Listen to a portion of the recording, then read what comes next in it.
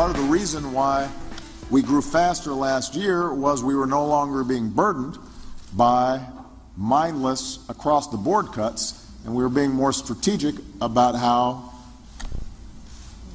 we handled our federal budget. And now we need to take the next step. So my budget will end sequestration and fully reverse the cuts to domestic priorities in 2016. All right, ladies and gentlemen, that's the president with his hocus-pocus budgetary talks. Joining us now is Congressman Tim Huelskamp, member of the House Veterans Affairs Committee and the House Tea Party Caucus. In fact, one of the leaders, if not the leader of that caucus. Welcome, Congressman.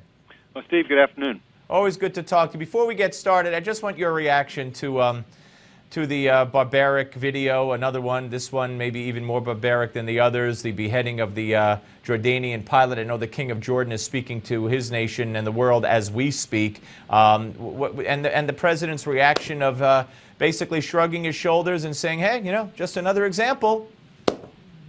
It's got a name. It's called radical Islamic terrorism, and it has to be stopped. And calling anything else is misrepresenting the threat. And this president has conducted a foreign policy. I think that's emboldened our opponents, those who hate us and want to destroy us. And you know, remember that apology tour he took? It didn't work out so well. And there's really serious threats, and this is one of them. Yeah. All right. Let me ask you, as leader of the Tea Party Caucus, going forward, what's your first priority here with this president, and or with your own agenda? Well, there are a number of things here. I mean, first of all, I think we have to start with Republicans, and we had a huge election just a few short months ago. A few weeks after that election, the Republican leadership in the House and Senate caved and gave Obama most of what he wanted until the rest of the year, and said that we'd fight executive amnesty in February. And here we are, and we're wondering when the battle's really going to begin.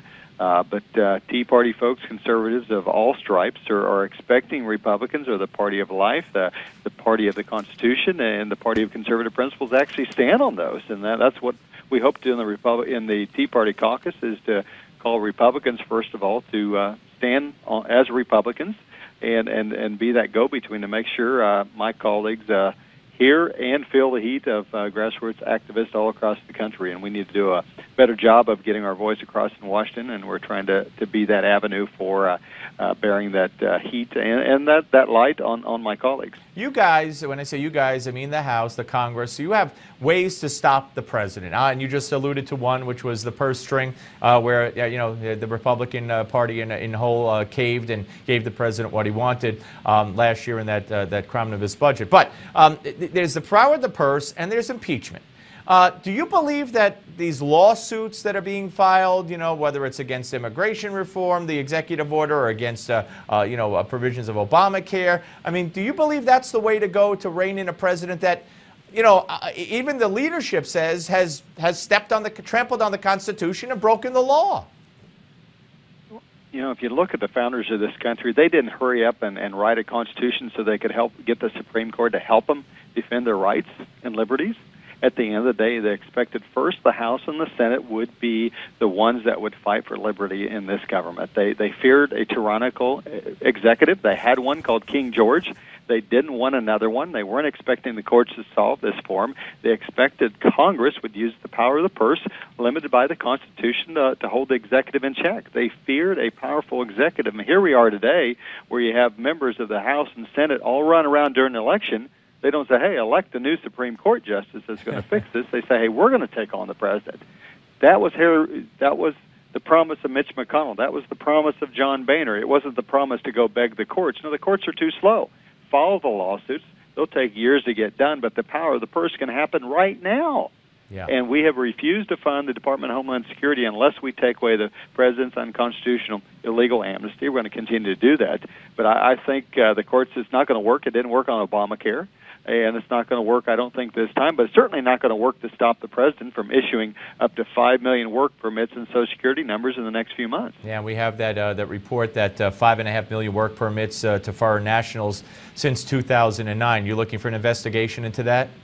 Well, I think that you're going to see some more of that. I think we got some bold folks. Investigative committees are going to move forward. I don't think leadership is too interested in doing that. They believed the election was about being responsible and showing our ability to govern, when the election was about rejecting every radical part of this president's agenda. And I don't think we're seeing that type of fight out there. We didn't see it in December, and we haven't seen it now, and we're not seeing it on the Senate floor, where you have Republicans refusing to allow a vote to go forward on stopping the president's illegal amnesty. Let's hope it all straightens out. Congressman, always great to talk to you, sir. Thank you very much. Thank you, Steve. Take care. We're coming back, folks.